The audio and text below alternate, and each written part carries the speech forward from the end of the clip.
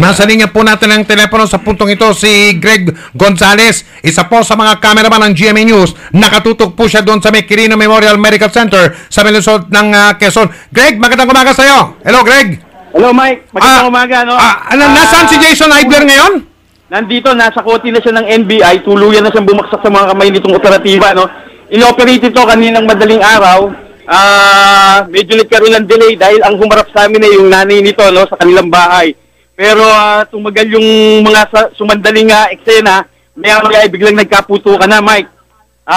Ito nga, medyo nagtago pala ito doon sa underground na kwarto niya sa kanilang bahay. So ngayon may tama siya, nilalapatan siya ng lunas ngayon dito sa Quirino Memorial Hospital. So ang tinamaan si Jason Eibler, sabi kasi kanina ni Atty. Rick Diaz ng NBI, may tinamaan ding agent ng NBI na babae pa man din.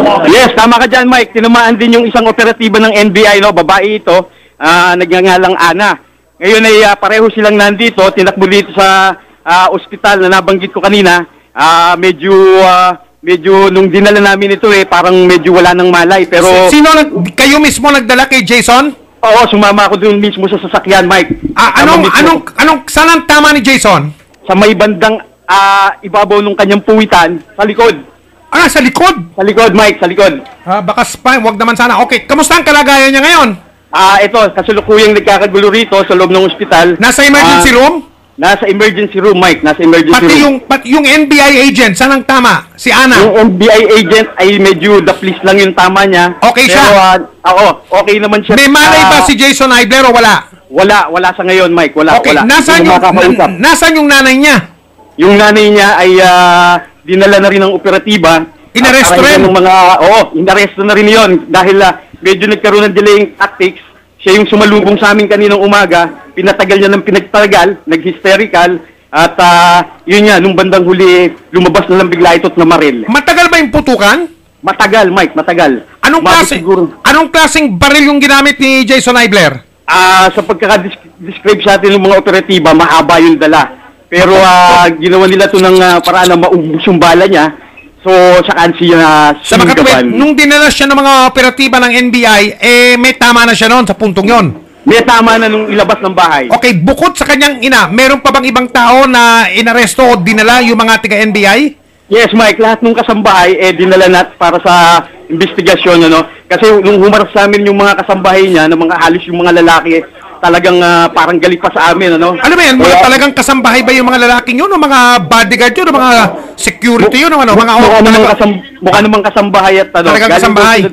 Galing daw sila sa kabilang bahay, kalilipat lang nila dito ngayon. Ang ibig sabihin yung mga kasambahay nila dyan, puro lalaki? Wala silang kasambahay na babae?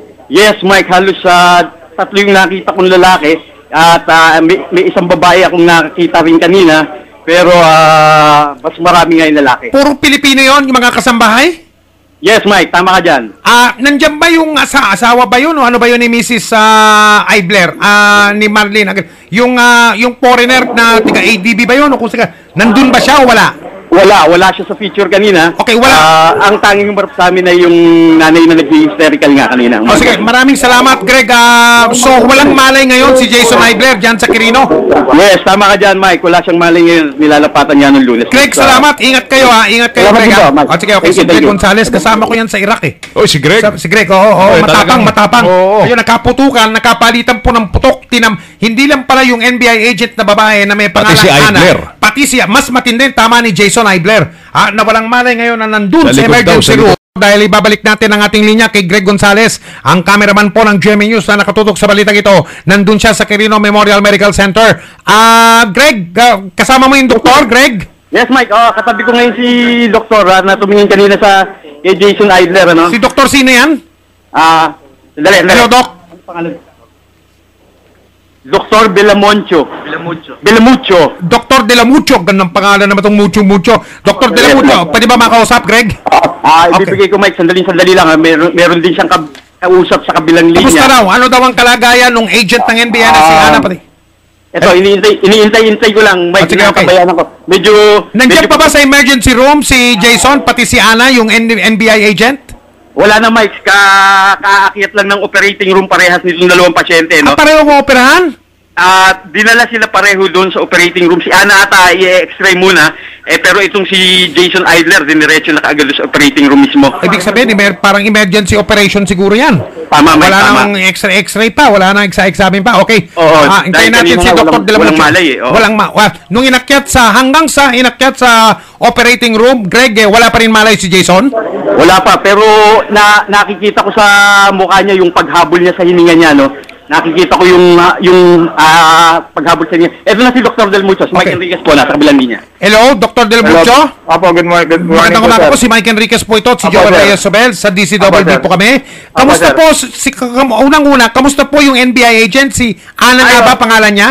Opo, si ma'am po. Ma'am, sir, bali dumating po siya, may deplis po siya sa may chest area. Actually, parang, feeling ko parang shrapnel, lang.